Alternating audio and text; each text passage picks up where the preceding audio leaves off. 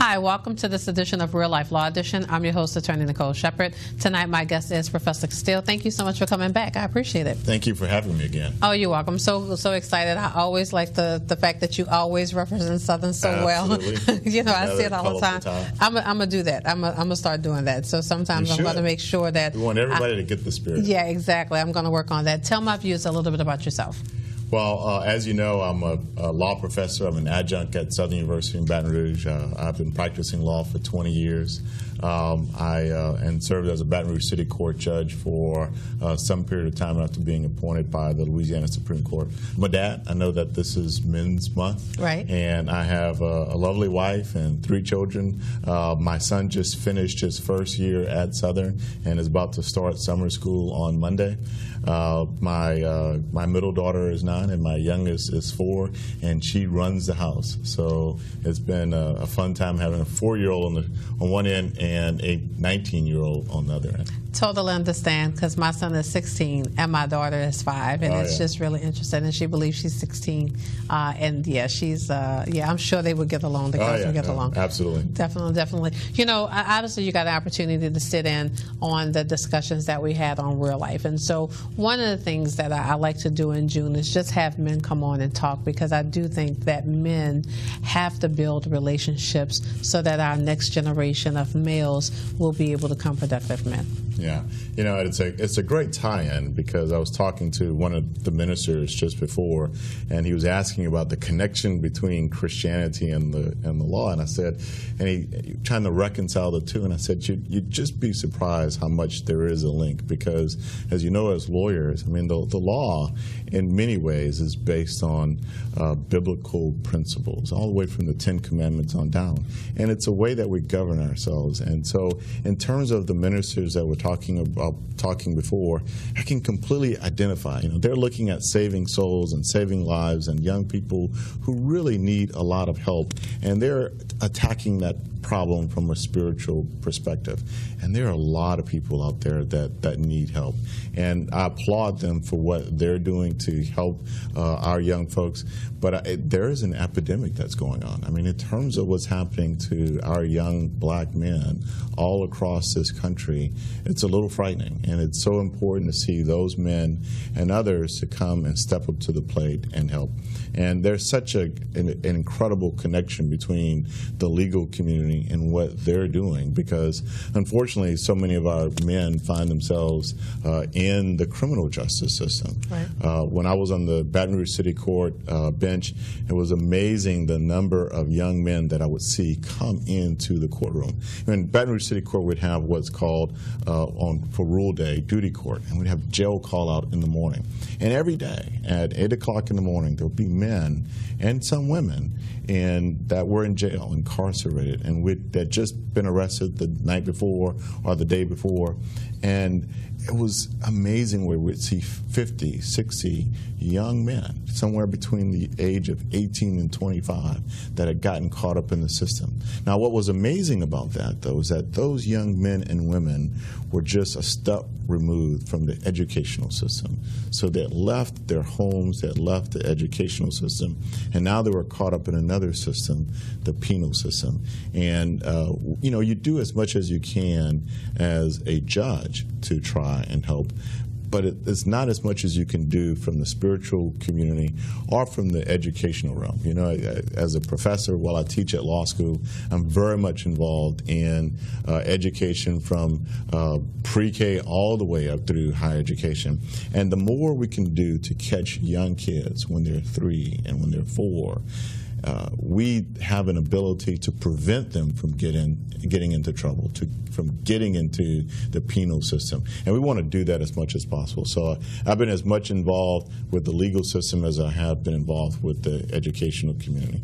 Well, you know, I think it's important just to kind of point out that we as professionals, both of us recognize, like so many of the ministers and so many of our friends realize that we have to do more. We have to leave out of our offices, and we have to leave out of our churches and leave out of our organizations and really go out to the masses and really touch the people to positively impact their lives. And that's one of the things that I always, I applaud you on, because as an alumni, I see the work that you're doing and trying to get people to, get into that Southern system. And I think it's awesome that, I've seen a lot of people have different college spirit and different school spirit, but I also think it's important that that spirit is passed on, and that torch. And I think you're doing a good job of making sure that people know that, hey, Southern is an option. And if you don't want to go to Southern, that's fine, but school is an option. And if you don't want to go to school, get a trade. But I think it's important for the alumni to say, hey, what impact and what footprint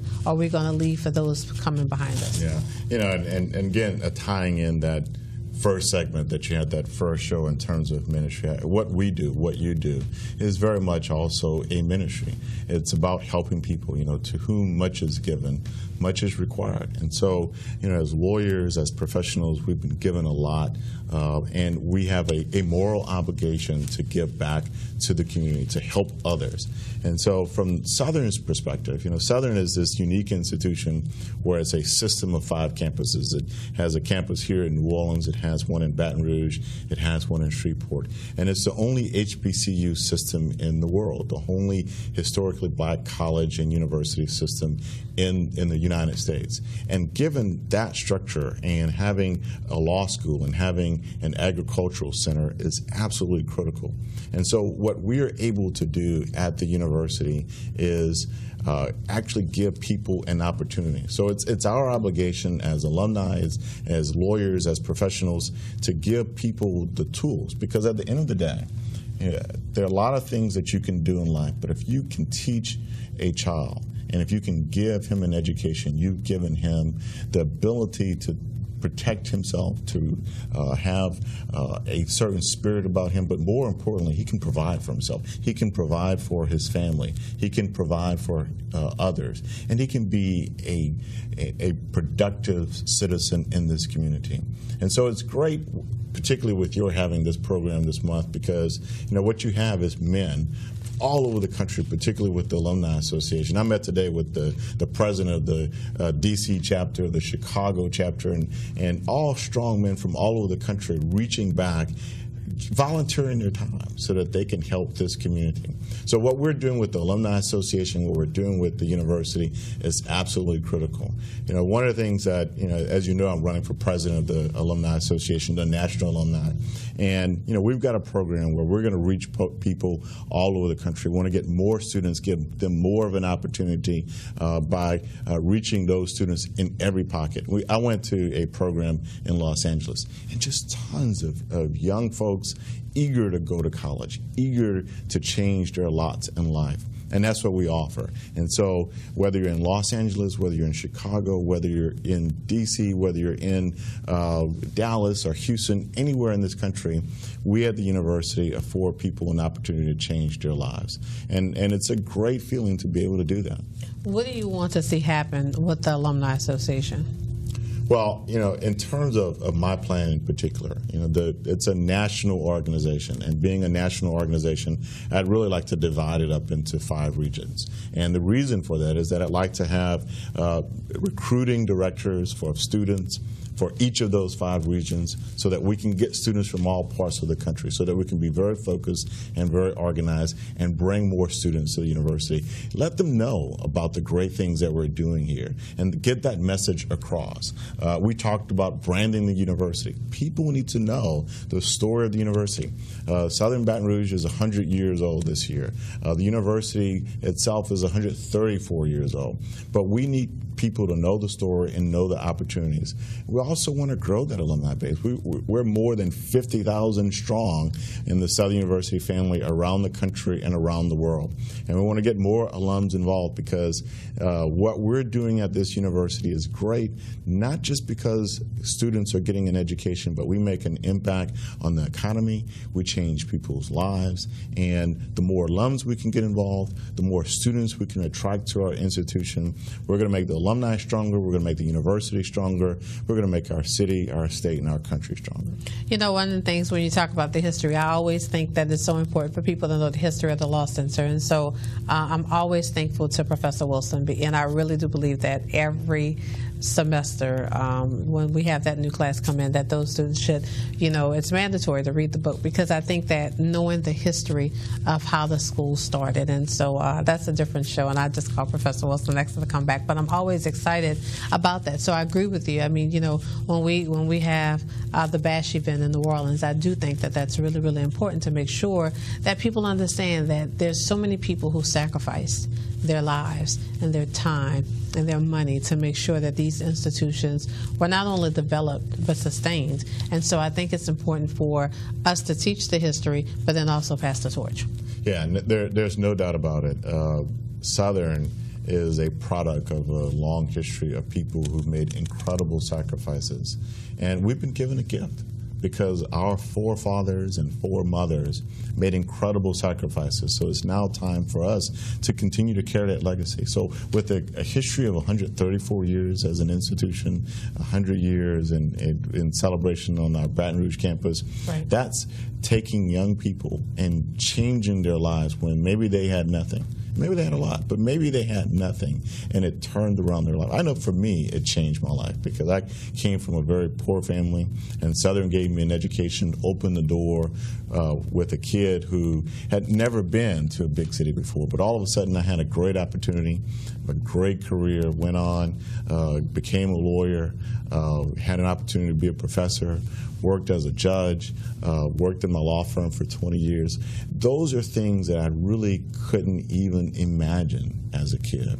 But Southern opened that door, and it's opened that same door for so many young men and women around this country. It's just incredible to be a part of what Southern has done. No, I agree. I mean, I know from my personal family, we got a PhD and a JD from the Southern system, and so always thankful. And I tell you, you know, people do realize, I think people who are there, they experience and they're like, okay, this is affording me the opportunity to do something different. What's the best contact number for you? 225-317-3363. Okay, and say it again. 225-317-3363. Okay, what about email?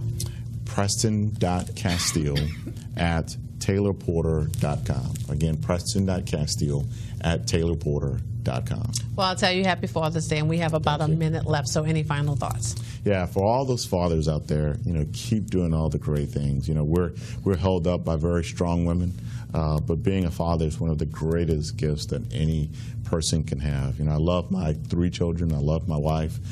It's a great experience. I have wonderful kids who are growing up to be wonderful young men and women, and I love them dearly. And for all the fathers out there, happy Father's Day. For all the mothers, we love you so much, and keep doing all the wonderful things you do for us. All right, thank you so much for coming, and hopefully I'll see you soon. Thank you. You're welcome. Thank you so much for watching this edition of Real Life Law Edition. I'm your host, Attorney Nicole Shepard. Stay tuned, and happy Father's Day.